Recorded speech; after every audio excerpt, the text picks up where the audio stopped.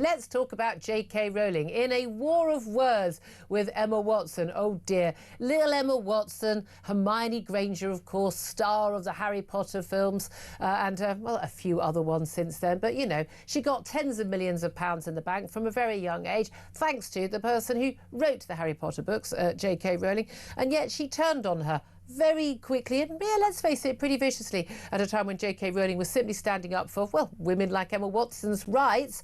Well, finally, J.K. Rowling decided yesterday to hit back. And in an epic post on X, the author claimed that Emma Watson basically had participated in the trashing of women's rights, and that perhaps she understood more about the needs of women and girls who live normal lives and their need for things like, you know, safe spaces in toilets and changing rooms and prisons and hospitals and women's refuges, because she said, unlike them, she wasn't a multimillionaire at 14. Well, let's talk about this war of words with Fiona McAnena. She's Director of Campaigns at Sex Matters. Good morning to you, Fiona. Good morning, Julia. I love it when I see these epic responses that J.K. Rowling does from time to time. You just sort of settle in, get a nice cup of cocoa and just settle in. Perhaps a bit foolish for Emma Watson to start a war of words with someone who's so good with her words as J.K. Rowling. But tell us what sparked this. When did the original sort of battle start, and what was it that made J.K. Rowling hit back finally yesterday? This has been going on for, 5 years almost now. So from quite early on, you know, the popular sort of Hollywood thing to do, the showbiz celebrity thing to do is to be all protect trans kids and all that stuff. Well, we all want to protect unhappy children. The question is, you know, how? That's where we disagree. Yeah. But the big spark for all of this was in 2022 when Emma made that statement. I think it was 22, might have been 23. Emma made that statement at an awards where she said, I'm here for all the witches. And then it's disputed what she then muttered, but people think she said bar one. Mm. And bearing in mind that the women who stood up for women's rights versus men who claim to be women's rights are often called witches online, including J.K. Rowling. Yes, and so you'll remember there was an interview series that an American journalist did called The Witch Trials of J.K. Rowling. And at that point, she was asked, would she comment on Emma Watson, having effectively sort of distanced herself from her, stood for the, you know, I'm here for all the trans people and all that. And Rowling declined to do so. So this is now the dam has broken. She's finally had enough. Yeah. And it's interesting that what tipped her over the edge wasn't more bile from Watson. It was this pathetic little attempt at reconciliation, the kind of, I love her and I hope she still loves me. And it's not convincing anyone. And a private note sent a while back, just as a private note, even though, 'cause she's had her mobile number and could have sent her a WhatsApp at any time, you know, basically, oh, you know, I'm sorry you're having to go through all this. And this is the thing, because you know, J.K. Rowling, like a lot of women, like you and many others at Sex Matters, have had to endure the most disgusting foul abuse, death threats, rape threats. J.K. Rowling had to have 24-hour security for herself and her family because of the threats against her, simply for saying that women's rights mattered. Never said anything, I mean, literally never said anything anti-trans people, never said a single transphobic thing in her life on Twitter or in any interview, and yet the hatred that she's had, she stood firm on it and has been, I'd say, remarkable, I mean, classy throughout on this. And it's interesting that when these actors and actresses who've mostly not had glittering careers since they've starred in the Harry Potter films, been paid tens and tens of millions of pounds. I think Emma Watson worth 70 million quid, pretty much entirely being plucked from obscurity by J.K. Rowling, who had the absolute say over the casting as one of the key characters. That the ingratitude they showed, they didn't just stay silent. OK, fair enough, life's difficult, some people are weak, stay silent. They decided to sort of, you know, join in the bun fight against someone who was defending women's rights. And I just think it's unforgivable what they did, and particularly what she did as a young woman.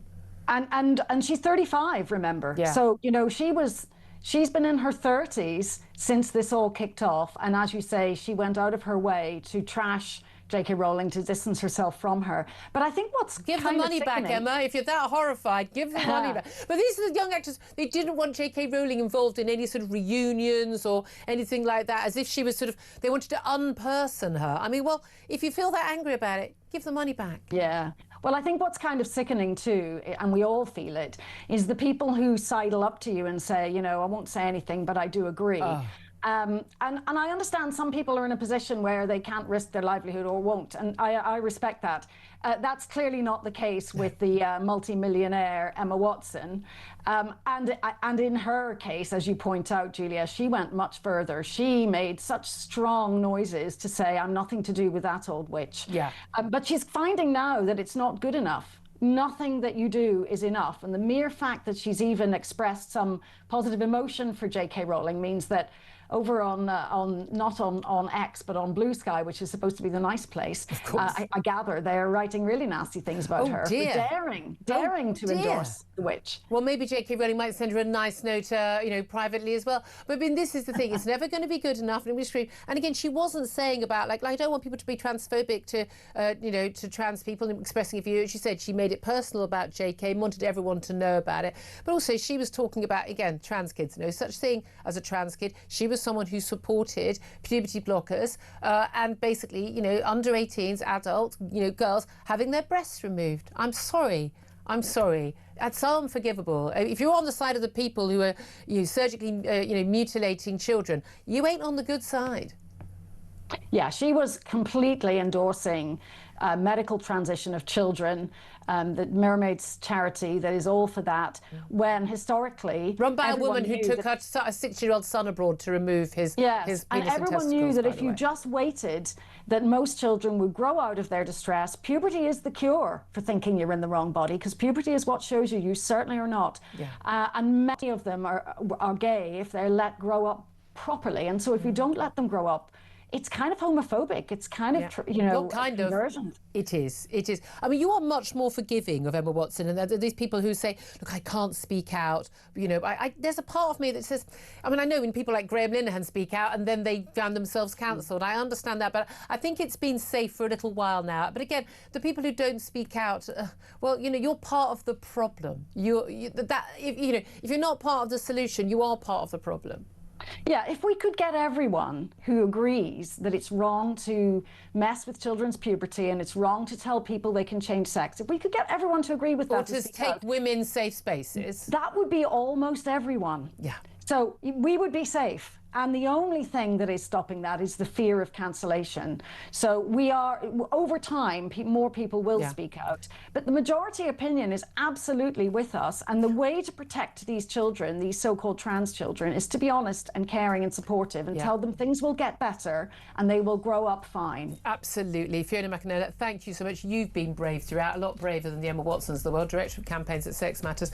Tom Slater, what do you make of this battle, this war of words? Oh, it's been going on for so long, hasn't it? It's not just Emma Watson, it's also Daniel Radcliffe, Rupert Grint to a lesser extent. I've forgotten all their names. You do just think, you ungrateful little Toerags. Aside from the politics of it. Give the money back. If you're that horrified by her, give the money back. Give it all to charity. They were, you know, none of them were going to be winning Oscars before they were putting that film series out. They owe that woman a hell of a lot. At the very least, you don't slag her off in public. Absolutely. It is just extraordinary. They really are. Emma Watson, I'm afraid you lose in this battle, love. Good luck.